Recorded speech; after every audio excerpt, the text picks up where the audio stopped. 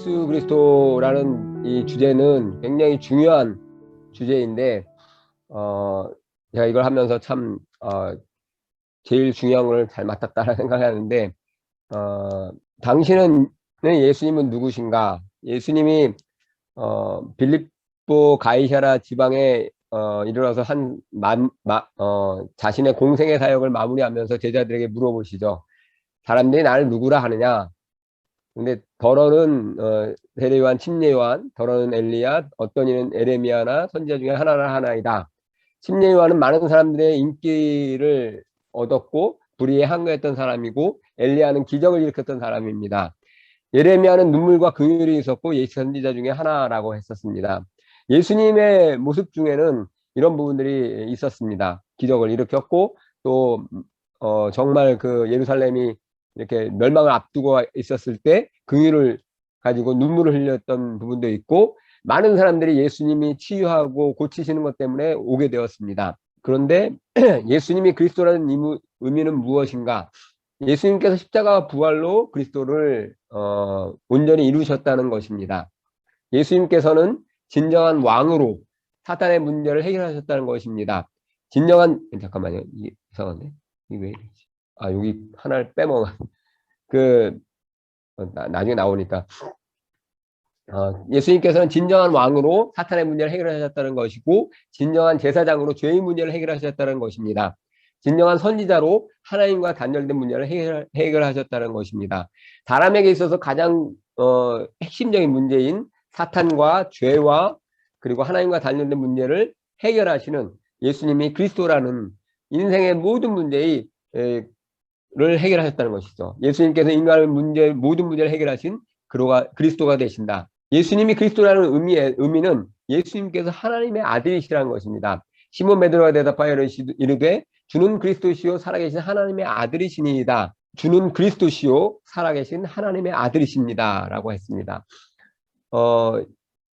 그 당시 유대인들은 예수님이 그리스도라고 인정을 하는 사람도 있었고 인정하지 않은 사람도 있었는데, 베드로는 당돌하게 예수님은 그리스도시고 살아계신 하나님의 아들, 하나님이시라는 것을 증거했습니다. 예수님이 그리스도라는 의미는 예수님께서 하나님의 아들이시라는 것, 그는 성령의 처녀에게서 잉태되심, 죄가 없으심, 아까 정재식 성도님 통해서 말씀했던 마태복음 1장 18절로 23절을 보면 예수 그리스도의 나심은 이러하니라. 그의 어머니 마리아가 요셉과 약혼하고 동거하기 전에 성령으로 잉태된 것이 나타났더니 그의 남편 요셉은 의로운 사람이라 그를 드러내지 않고 가만히 끊고자 하여 이를 생각할 때 주의 사자가 형모하여 이르되 다윗의 자손 요셉아 내 아내 마리아 데려오기를 무서워하지 말라. 그에게 잉태된 자는 성령으로 된 것이라.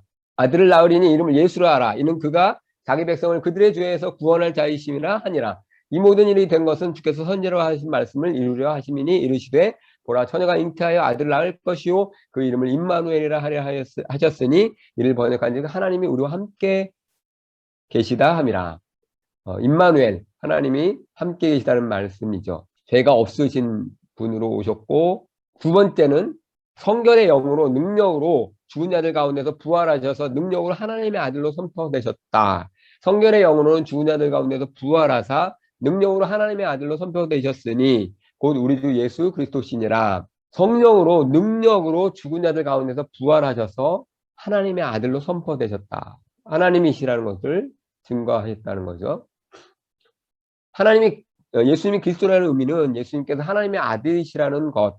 왜냐하면 예수께서 그리스도라는 것을 이루셨다.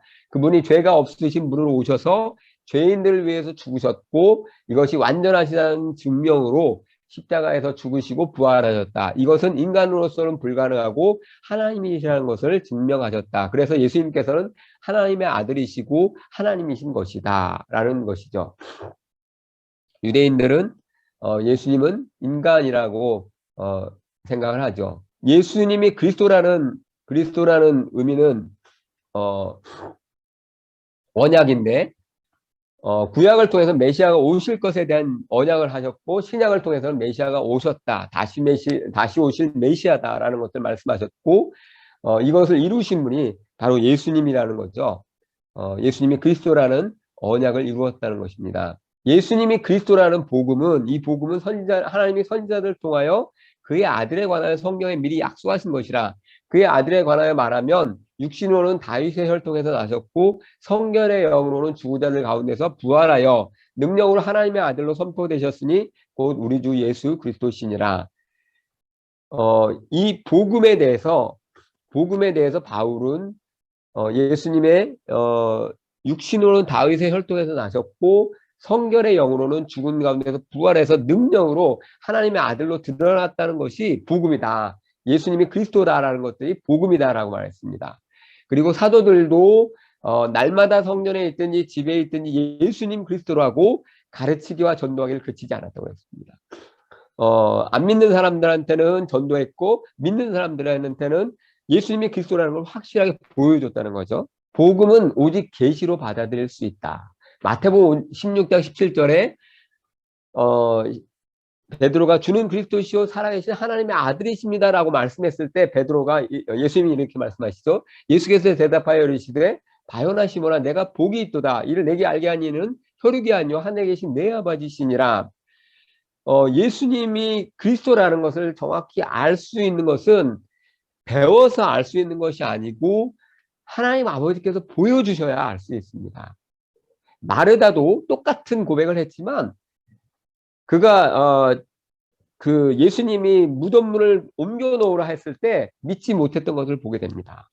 고백하는 것과 믿음이 달랐다는 거죠. 그런데 예수님이 베드로에게 대해서는 바요나 시모나 내가 복이 있도다라고 말씀하셨던 것은 이것은 하나님께서 보여주신 확실한 믿음을 가지고 있었다는 거죠. 처음엔 예수님이 그리스도라는 복음 오직 계시로 받아들일 수 있는데 마태복음 11장 27절에 보면 내 아버지께서 모든 것을 내게 주셨으니 아버지 외에는 아들을 아는 자가 없고 아들과 아들의 소원대로 계시를 받는 자 외에는 아버지를 아는 자가 없느니라. 누가복음 10장 22절에도 그때 예수께서 성령으로 기뻐하시며 이르시되 천지의 주제이신 아버지여 이것을 지혜롭고 슬기 있는 자들에게는 숨기시고 어린아이들에게는 나타심을 감사하나이다. 옳소이다. 이렇게 되는 것이 아버지의 뜻이니이다.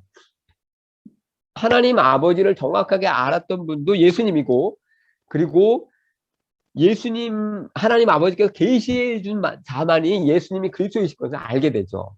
예수님이 유대인들 앞에 있을 때 하나님께서 보여주신 그 예수님을 보고 있음에도 불구하고 예수님을 정확하게 인정하지 않았고 하나님을 믿는다고 하면서도 그들의 삶에선 위선과 또 잘못된 것들로 인해서 하나님을 정확하게 몰랐을 뿐만 아니라 예수님을 정확히 믿지 못했다는 거죠.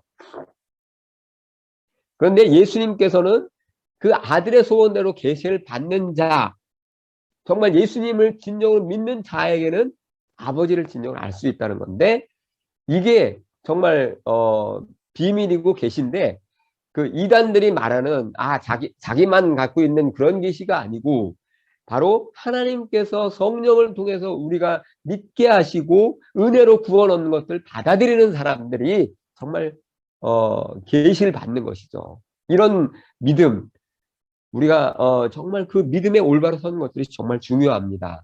로마서 16장 26절에 보면 이제는 나타나신 바 되었으며 영원하신 하나님의 명을 따라 선지자들의 글로 말미암아 모든 민족이 믿어 순종하게 하시려고 알게 하신 바 그 신비의 계시를 따라 된 것이니 이 복음으로 너희를 능히 견고하게 하실.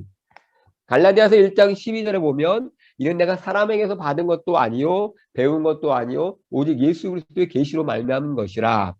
바울은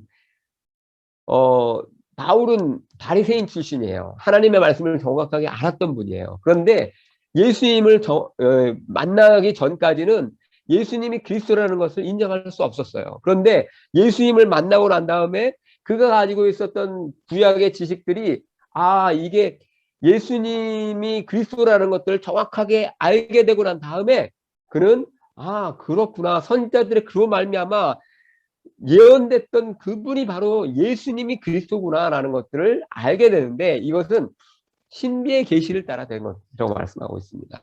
그것은 어떤 인간적인 것이 아니라 신비의 계시를 따라 된 것이라고 말씀하죠.